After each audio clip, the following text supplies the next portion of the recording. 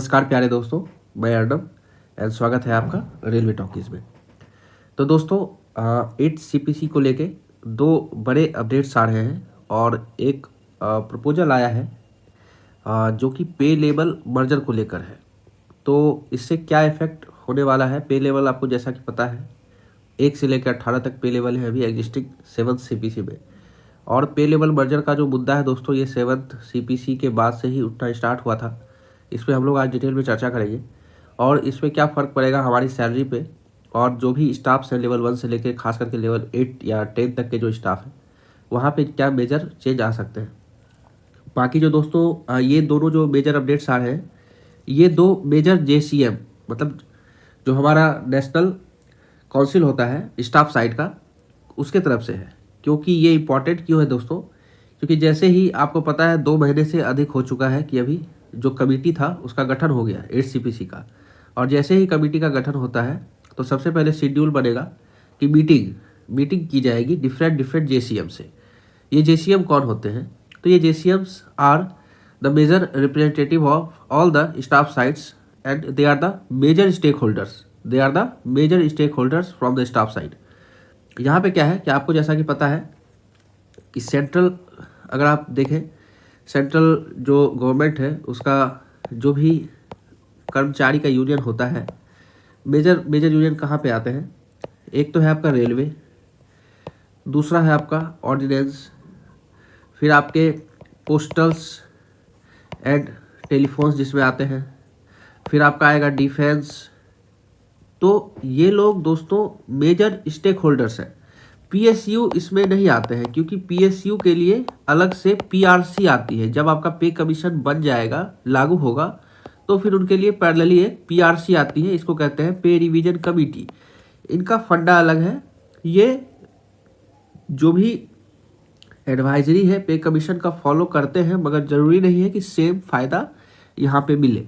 ज़्यादा भी हो सकता है, कम भी हो सकता है, डिपेंडिंग अपॉन द पीएसयू। मतलब पीएसयू की स्थिति अगर अच्छी है तो अच्छा पे कमीशन मिलेगा इनको, कमेटी अच्छा रिकमेंड करेगी पे लेवल में उछाल। और पीएसयू जो है वो अगर ख़राब परफॉर्म कर रहा है तो हो सकता है नहीं भी मिले, पे रिवीजन नहीं भी मिले, जैसे कि बीएसएनएल के साथ हुआ था।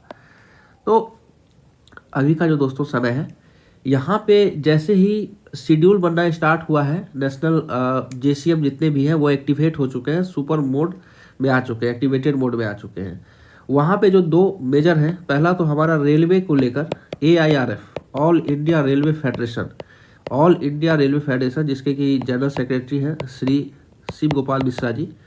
तो इनका जो यूनियन है, जेसीएम है, इन्होंने एक मेजर अपडेट दिया है। हाल ही में इनकी मीटिंग हुई थी, वहाँ से आई है अपडेट। और दूसरा है दोस्तों एफएनपीओ क्या है फ्रेंड्स? एफएनपीओ है आपका federation of national postal organization. ये सिर्फ आप ये मत समझिएगा कि पोस्टल नाम है तो पोस्टल को ही रिप्रेजेंट करते हैं। यहाँ पे बहुत सारे सेंट्रल गवर्नमेंट के कर्मचारी का ये यूनियन है और ये एक मेजर स्टेक होल्डर है। इनके जो जनरल सेक्रेटरी है शिवाजी वसी रेड्डी, इन्होंने एक डिटेल्ड मेमोरेंडम दिया है दोस्तों, जिसको कि मैं आपको फुल कॉपी यहाँ पे दिखाऊंगा। और इन्होंने कॉम्प्रिहेंसिवली जज किया है, कॉम्प्रिहेंसिवली लॉजिकली बताया है कि हाँ पे जो है कम से कम मिनिमम बेसिक पे इतना होना चाहिए। और मिनिमम बेसिक पे दोनों की तरफ से आया हुआ है। मिनिमम बेसिक AIRF वालों ने भी दिया है और FNPA वालों ने भी मिनिमम बेसिक अपना मांग दिया है, ठीक है। और दूसरा बात है क्या, AIRF के ही तरफ से पे लेवल मर्जर की बात आई है, जो कि एक बहुत ही बड़ी बात हो सकती है इफ़ इट इज़ इम्प्लीमेंटेड, ठीक है। मगर इससे फ़र्क क्या पड़ेगा ये हमको देखना ज़्यादा ज़रूरी है। तो चलिए सबसे पहला अपडेट हम देखते हैं यहाँ पे, जो कि AIRF की तरफ से है। ये देखिए यहाँ पे AIRF की तरफ से हाल ही में एक मीटिंग संपन्न हुई है। वहाँ पे जो इनके जनरल सेक्रेटरी हैं उन्होंने कहा है, 3 बातों पे उन्होंने जोर डाला है कि बेसिक सैलरी जो है आपका 51,480 का उन्होंने एक मापदंड रखा है कि मिनिमम बेसिक सैलरी आपकी 51,480 के लगभग होना ही होना है। और ये खुशखबरी की तरह इन्होंने बताया है कि मतलब हाँ ये कंफर्म है, ये एश्योर्ड है कि सरकार इतना फिटमेंट फैक्टर देगी। अगर आप अभी के हिसाब से देखेंगे तो 18,000 के हिसाब से अगर ये 51,480 होता है तो आपका फिटमेंट फैक्टर 2.8 निकल के आता है। तो मतलब कहीं ना कहीं ये आश्वस्त है कि इनकी जो डिमांड है 2.8 या 2.86 का फिटमेंट फैक्टर यहाँ पे सरकार आके जरूर मानेगी। लेवल मर्ज होगा, इन्होंने साफ साफ बोला है कि लेवल मर्ज होगा। तो लेवल मर्ज की क्या बात है फ्रेंड्स, लेवल देखिए, लेवल 1 से लेकर लेवल 18 तक अभी एग्जिस्टिंग है। यहाँ पे 6-7 महीना पहले भी एक मुद्दा उठा था कि लेवल 1 एंड लेवल 2 ये मर्ज हो जाएगा, लेवल 3 एंड लेवल 4 ये मर्ज हो जाएगा, और लेवल 5 एंड लेवल 6 ये मर्ज हो जाएगा। तो बेसिक कैसे यहाँ पे डिसाइड हो रहा था, 7th पे के हिसाब से यहाँ पे 18,000 बेसिक था, यहाँ पे 19,100 का बेसिक था। तो ये बेसिक इन्होंने कहा था कि 20,000 का बेसिक कर दीजिए, इस हिसाब से कर दीजिए। मान लीजिए लेवल 3 का जो 4 का जो बेसिक है उससे 1,000 बढ़ा के एक टोटल बेसिक इस हिसाब से कर दीजिए। तो मगर अगर ये लेवल अगर इस हिसाब से मर्ज होता है दोस्तों, तो अभी जैसे कि रेलवे के जो भी जेई है या फिर एएसएम है या फिर कॉमर्शियल क्लर्क है जो कि लेवल 6 में आते हैं, तो यहाँ पे लेवल 5 और लेवल 6 मर्ज होगा, और लेवल 6 का जो बेसिक है 35,400 ये कहीं ना कहीं 37,000 तक जाएगा। तो क्या फिर जो मर्ज लेवल रहेगा वो तो आपका 3 ही लेवल फिर हो गया, लेवल 1 में ही 1 2 आ गया, लेवल 2 हो गया 3 4 के लिए, और लेवल 3 हो गया आपका 5 6 के लिए। तो लेवल 3 में क्या यहाँ पे ये जो कर्मचारी हैं ये रहेंगे या फिर इनको अपग्रेड किया जाएगा फिर लेवल 7 में। मतलब अपग्रेड का मतलब ये है कि इनिशियल जो इनकी बहाली होगी वो लेवल 7 से ही स्टार्ट हो जाएगी। तो ये यहाँ पे एक कंफ्यूजिंग वाली बात है, इसको लेके इन्होंने ज़्यादा कुछ अभी लेवल मर्जर की बात तो की है, मगर लेवल मर्जर को उसका जो इफेक्ट हो सकता है जो एग्जिस्टिंग कर्मचारी हैं उनके पे लेवल पे, तो इसको लेके कुछ ज़्यादा अपडेट्स इन्होंने नहीं दिया है। अगर कुछ अपडेट इस पर भी आएगा तो मैं आगे डिस्कस जरूर करूँगा। अगला है दोस्तों फैमिली यूनिट को लेकर इन्होंने बोला है कि 3 से बढ़कर 5 होगा। तो 3 से बढ़कर 5 होगा, ये मैं भी पहले भी आपको बता चुका था कि 3 से 5 का लॉजिक भी इन्होंने दिया था। डिजिटल, उसके बाद आपका खर्चे बढ़े हैं, लाइफ स्टाइल चेंज हुआ है, ठीक है।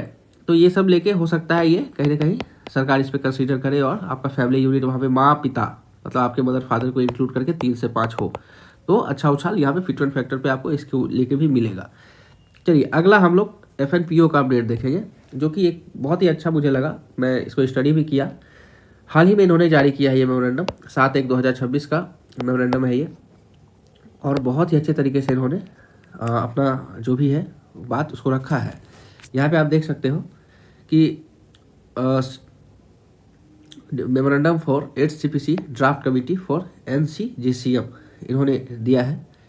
यहाँ पे being a member of NCJCM, secretary general of federation of national postal organization, I am submitting my views on the above mention subject for kind consideration while finalizing the main draft by the draft committee for submission of the 8th CPC। तो दोस्तों यहाँ पे इन्होंने actually में जो मुद्दा रखा है उसको मैं डायरेक्ट बात करता हूँ, हालांकि बहुत बड़ा ये रिपोर्ट है, उतना तो नहीं पढ़ पाएंगे यहाँ पे। देखिए पहला इन्होंने इम्पेरिकल एनालिसिस, एक बहुत ही मापदंड भरा एनालिसिस होता है, आपको पता होगा, आपने भी मैथमेटिक्स में पढ़ा होगा। इन्होंने इम्पेरिकल एनालिसिस किया है और एक एक चीज़ को इन्होंने पकड़ा है, राइस, मिलेट्स, दाल, raw vegetables, green vegetables, fruit, dry fruits, jaggery, हर एक चीज़ जो भी आपके रोज़मर्रा की ज़िंदगी में आते हैं, और मेजर सिटीज़ को पकड़ के इन्होंने एवरेज कॉस्ट निकाला है। दोस्तों बहुत ही अच्छा एनालिसिस है। उसके बाद देखिए यहाँ पे जो भी आपके कंज्यूमेबल्स हैं, LPG, मोबाइल इंटरनेट को भी पकड़ा है। जैसा कि मैं बात कर रहा था कि फैमिली यूनिट में तो बात हुई थी, उसके बाद जो आपका मिनिमम बेसिक बढ़ाने में मोबाइल इंटरनेट का एक बहुत बड़ा योगदान अब रहेगा। उसके बाद मैरिज, फेस्टिवल, सारे चीज़ को पकड़ के इन्होंने यहाँ भी खर्चा सिटी एवरेज के हिसाब से, देखिए सिटी एवरेज के हिसाब से खर्चा यहाँ पर निकाला है। ये सारे चीज़ को निकालने के बाद फिर आपका वाटर चार्ज, फ्यूल चार्ज, आप देख सकते हैं यहाँ पे water charge, fuel charge, basic consumption, फिर उसके बाद आपका हाउसिंग प्रोविज़न, ये सारा चीज़ लेने के बाद इन्होंने देखिए concluding the demand of FNPO for 8th CPC, यहाँ पे इनका जो मद है ये देखिए, in conclusion the FNPO unequivocally submits that the minimum pay fixation under the 8th CPC formally anchored in the full undiluted application of 15th Indian Level Conference norms। ये जो इंडियन लेवल कॉन्फ्रेंस होता है जो कि international level conference के guidelines पे ही होता है दोस्तों, इसके हिसाब से सारे चीज़ को कवर किया है इन्होंने, सारे प्रोविजंस को लेते हुए। FNPO demands that the minimum pay for central government employees be fixed at not less than 54,000, मतलब कि जो 18,000 अभी आपका बेसिक पे है वो मिनिमम आपका 54,000 होना चाहिए, जिसके हिसाब से अगर आप फिटमेंट फैक्टर देखेंगे तो 3 का निकल के आ रहा है। हालांकि जो एग्जिस्टिंग हमारा सिचुएशन है जिस हिसाब से अभी डेवलपमेंट चल रही है एचसीपीसी में, अभी कुछ कहा नहीं जा सकता है 2.8 मिलेगा या 3 मिलेगा। मगर हाँ, जो कि कैलकुलेशन मैंने आपको लास्ट टाइम दिखाया था, जिसमें कि 2 साल का इंक्रीमेंट प्लस एग्जिस्टिंग डीए को लेके अगर देखते हैं तो वो खुद ब खुद 2.4 के आसपास पहुंच जाता है। तो उसके ऊपर 20% में अगर मिलता है तो चलिए 2.6 2.7 के आसपास हो सकता है फिटमेंट फैक्टर। मगर इन्होंने जिस हिसाब का एनालिसिस दिया है, सरकार ज़रूर इसको मद्देनज़र रखेगी और ड्राफ्ट में जब मेजर स्टेक होल्डर्स का लिया जाएगा इनपुट, तो इनका भी इनपुट जाएगा वहाँ पे। और इसको देखते हुए 3 का फिटमेंट फैक्टर का डिमांड हुआ है यहाँ पे 54,000 मिनिमम बेसिक पे का। तो अगर मान लीजिए इसमें से आधे भी डिमांड्स जो इनके हैं, जो कि महंगाई जो बढ़ रही है उसके हिसाब से जो इन्होंने डिमांड दिया है, सरकार अगर इसको कंसिडर करती है तो इस पर भी आपका इस हिसाब से आपका अच्छा फ़र्क पड़ेगा फिटमेंट फैक्टर पे। भले 3 नहीं मिले मगर कुछ ना कुछ ज़रूर बढ़ेगा दोस्तों। तो इनका और भी है दोस्तों, मैं ये ग्रुप में डाल दूंगा पूरा रिपोर्ट। यहाँ पे इन्होंने ये सब भी सारा चीज़ दिया है, तो ये पूरा रिपोर्ट भी आपको अगर इच्छा हो तो आप पढ़ सकते हैं, मैं ग्रुप में डाल दूंगा। सारा पे स्ट्रक्चर के बारे में भी इन्होंने अच्छे से समझाया है। लेवल 1 से लेके, देखिए लेवल 1 से लेके लेवल 18 तक का जो पे है वो इन्होंने यहाँ पे रखा है। अगर आप बात करूँ जैसे कि ग्रुप डी है रेलवे में, या कहीं भी ग्रुप डी कर्मचारी एसएससी में जाते हैं, तो लेवल 1 अभी 18,000 है, तो वो 54,000 हो जाएगा। लेवल 6 जैसे जेई एसएम कमर्शियल क्लर्क है, group B entry, group B यहाँ से एंट्री लेवल होता है। हालांकि रेलवे में कुछ कैडर रिस्ट्रक्चरिंग को लेकर प्रॉब्लम है, कुछ केसेज भी चल रहे हैं, जिसके कारण अभी लेवल 6, 7, 8 ये तीनों ही ग्रुप बी में नहीं आते हैं, सी में आते हैं। तो आगे हो सकता है 6 से आपका ग्रुप बी मिलना स्टार्ट हो जाए अगर इस चीज़ पे कोई डिसीजन आता है तो ग्रुप बी एंट्री का आपका 35,400 है जैसे जेई का, तो बाद में ये 1,08,000 जा सकता है, तो आपका ₹1,00,000 बेसिक होने की उम्मीद है। तो चलिए पूरा रिपोर्ट यहाँ पे आप बाद में पढ़िएगा। मैं जो भी मेजर अपडेट्स थे और लेवल मर्जर को लेके जो भी बात थी वो आपके साथ मैंने साझा किया है, और आगे भी मेजर स्टेक होल्डर्स की तरफ से कोई भी अपडेट जब आएंगे, क्योंकि अभी देखिए ऐसे ही अभी ऑर्डिनेंस डिफेंस से भी सारे रिपोर्ट्स आने स्टार्ट होंगे और शेड्यूल बनेगा, ठीक है, शेड्यूल बनेगा, ऑफिस अलॉटमेंट हो रहा है। उसके बाद लगातार मीटिंग्स चलती है एचसीपीसी का कमेटी और इधर एनजेसीएम, इनके बीच में लगातार मीटिंग चलती है। ये मीटिंग होते होते साल बीतते हैं, 6 महीना साल बीतेगा, फिर आपका कमेटी का रिपोर्ट बनना स्टार्ट होगा। रिपोर्ट बनेगा, रिपोर्ट सरकार के पास पेश की जाएगी, सरकार इसको लोकसभा राज्यसभा से पास कराने में लगभग 6 मंथ का टाइम लेगी। ये होते होते दोस्तों जनवरी 2028 आएगा, आ ही जाएगा, देखिएगा 2 साल लगभग टाइम लगेगा यहाँ से। और जनवरी 2028 से जो भी पे कमीशन का रिकमेंडेशन होगा वो आपके पे स्लिप में नज़र आना स्टार्ट होगा, आपकी सैलरी बढ़ी हुई आनी स्टार्ट होगी। एरियर का जहाँ तक बात है, अभी तक इक्विवोकली सारे यूनियंस एज वेल एज मैंने आपको लास्ट वीडियो में दिखाया भी था कि 1 जनवरी 2026 से ही एरियर मिलेगा, यहाँ पे जो न्यूज़ अभी तक आ रही है, और मिलना भी चाहिए। तो 2 साल का अगर आपको एरियर वहाँ पे मिलता है तो मिनिमम लेवल 6 लेवल 5 वाले को 10 लाख रुपए का एरियर जरूर वहाँ पे हाथ में आएगा। लेवल 1 में 3 से 4 लाख रुपए का एरियर जरूर वहाँ पे हाथ में आपके आएगा। तो चलिए कुल मिला के होप फॉर द बेस्ट, ज़्यादा से ज़्यादा फिटमेंट फैक्टर मिले, ज़्यादा से ज़्यादा सैलरी बढ़े, एम्प्लॉय का ज़्यादा से ज़्यादा बेनिफिट हो। तो चलिए दोस्तों, अगर आपकी कोई भी राय है, इस पर कोई भी आपका क्वेश्चन है, राय है, कमेंट सेक्शन में ज़रूर कीजिए, मैं उसको देखूंगा और एनालिसिस करूंगा।